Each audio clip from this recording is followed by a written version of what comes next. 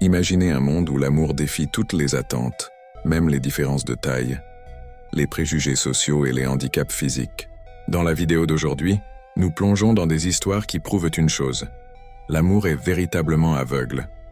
Mais ce ne sont pas des histoires d'amour ordinaires, d'un couple vivant dans un égout souterrain depuis des décennies à des partenaires surmontant des défis physiques stupéfiants. Vous vous demanderez, l'amour peut-il vraiment tout conquérir? Numéro 1. Restrepo et Maria Garcia Miguel. Restrepo et Maria Garcia forment l'un des couples les plus inhabituels au monde. Miguel, un ancien toxicomane en Colombie, s'est créé un espace dans un égout abandonné à Medellín. Il y vit avec sa femme, Maria Garcia, depuis plus de 3 décennies. Maria est restée à ses côtés à travers des épreuves incroyables, ce qui est assez extraordinaire compte tenu de leurs conditions de vie difficiles. Cependant, ils ont réussi à transformer cet égout en un foyer confortable, équipé des nécessités de base et même d'un espace supplémentaire pour un chien.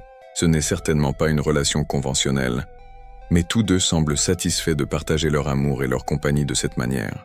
Ils possèdent également une télévision pour se divertir et continuent de prendre chaque jour comme il vient, même si le gouvernement pourrait intervenir à tout moment et les forcer à quitter la zone. Numéro 2. Arif Ibrahim et Amina C, couple à braver les préjugés liés à la taille pour trouver le véritable amour. Amina Ahmed Chik avait seulement 20 ans lorsqu'elle est tombée amoureuse d'Arif Ibrahim Tebe, qui avait 32 ans à l'époque. Une différence majeure entre eux était qu'Amina mesurait 1,52 m, tandis qu'Arif ne faisait que 91 cm et se déplaçait souvent à l'aide d'un fauteuil roulant. Cette différence de taille a créé de nombreux obstacles, mais ils les ont tous surmontés pour devenir mari et femme. Heureusement, Arif a été honnête avec Amina concernant ses limitations, mais cela ne l'a pas découragée, car elle était prête à l'accepter sans restriction. Ils se sont mariés après seulement 2 ans de relation, même si la famille élargie d'Amina désapprouvait cette union et a refusé d'assister au mariage. Depuis, le couple a construit une vie incroyable, renforcée par la naissance de leur fils, Aim. Numéro 3. Léo Yaye et Léo Yaye. Beaucoup d'entre nous s'aiment. Et cela se voit dans la manière dont nous prenons soin des choses qui concernent notre vie. Mais imaginez vous aimer tellement que vous vous mariez à une image grandeur nature de vous-même, souriant audacieusement. Léo Yaye a porté la sologamie à un tout autre niveau, lorsqu'il a décidé de faire quelque chose de radical, après s'être senti largement insatisfait de sa réalité. Il a donc créé une photo découpée grandeur nature de lui-même, portant une robe de mariée rouge en 2007.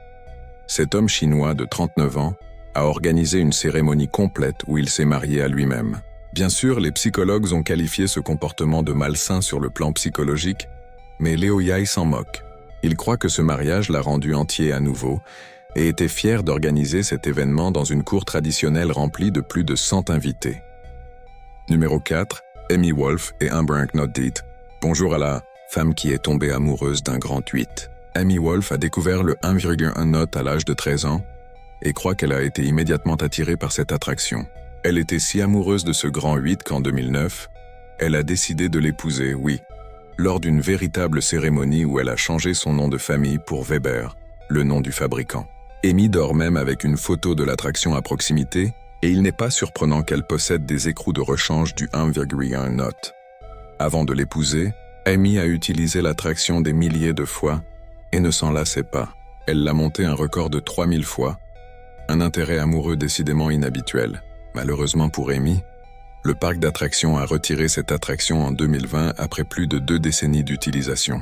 Ils l'ont remplacée par Tornado, qui tourne en cercle jusqu'à atteindre sa vitesse maximale. Espérons qu'Amy ne se mariera pas avec celle-ci également, d'autant plus qu'elle est aussi mariée à un orgue à tuyaux et à une rampe d'escalier. Numéro 5. Alan et Sigd Wade Sigd, une femme française, a décidé d'écrire à des prisonniers condamnés à mort, car elle s'est toujours opposée à la peine de mort. Cependant, les choses ont rapidement pris une tournure intéressante lorsqu'elle a commencé à correspondre avec Alan et est tombée amoureuse de lui. Alan Wade a été condamné en 2005 pour vol, enlèvement et meurtre. Finalement, Sigd a déménagé en Floride pour être plus proche de lui. Cet amour n'avait aucune possibilité de liberté conditionnelle, mais cela n'a pas dérangé Sigd, et elle a fini par épouser Alan en 2016, alors qu'il était toujours derrière les barreaux. Peu importait qu'il ait passé 15 ans en prison, dont 12 dans le couloir de la mort. Bien qu'elle ait refusé de révéler comment cela s'est produit, les visites conjugales n'étant pas autorisées pour les condamnés à mort, Sigd est tombée enceinte et a donné naissance à un fils. Sans surprise, ses amis et sa famille désapprouvent cette relation.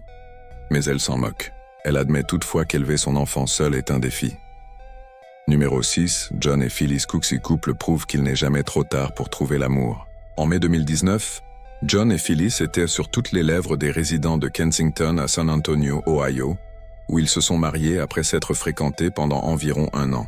Il n'est pas rare que 2 personnes se marient, mais c'est certainement intéressant lorsque l'homme a 100 ans et la femme 103 ans. John, un vétéran de la Seconde Guerre mondiale, a rencontré le dernier amour de sa vie dans une maison de retraite. Ce n'était pas une décision précipitée, même s'ils avaient tous 2 perdu 2 conjoints au cours de leur vie. Leur relation s'est épanouie au fil des derniers mois, jusqu'à ce que Phyllis, une femme profondément chrétienne, décide qu'il était préférable de se marier et de passer ensemble les jours qu'il leur restait. Désormais, ils savourent leur repas, s'assoient au soleil et se déplacent dans leur maison de retraite sur leur scooter de mobilité. Numéro 7. Scott et Divine Boku qualifient Divine Rapsing d'opportuniste, car elle est une femme incroyablement belle mariée à Scott Smith, un homme atteint d'une maladie auto-immune qui a affecté son apparence. Ils se sont rencontrés pour la première fois en 2017 sur la plateforme de médias sociaux Facebook. À partir de ce moment, leur relation à distance s'est développée, Divine étant aux Philippines. Fait intéressant, elle cherchait quelqu'un d'autre en ligne lorsqu'elle est tombée sur le profil de Scott. Finalement, Scott a voyagé pour rencontrer Divine et leur relation s'est renforcée pendant 4 ans, avant que Divine ne le rejoigne au Texas, où ils se sont officiellement mariés. Scott a été diagnostiqué avec la sclérodermie à 13 ans et a appris la nouvelle déchirante qu'il pourrait ne pas vivre au-delà de 23 ans. Certains commentaires blessants accusent Divine de l'utiliser pour obtenir la citoyenneté, sachant qu'il ne vivrait pas longtemps. Cela ne les a pas empêchés de mener une vie heureuse. Numéro 8. Maureen et Rio Maureen est née avec un système moteur faible, ce qui rendait la marche difficile. Elle a également été diagnostiquée avec une scoliose à l'âge de 10 ans. Cependant, cela ne l'a pas empêchée d'être l'héroïne de sa propre histoire d'amour remarquable et unique. La scoliose est une condition spinale qui provoque une courbure anormale de la colonne vertébrale, ajoutant des défis physiques à sa vie.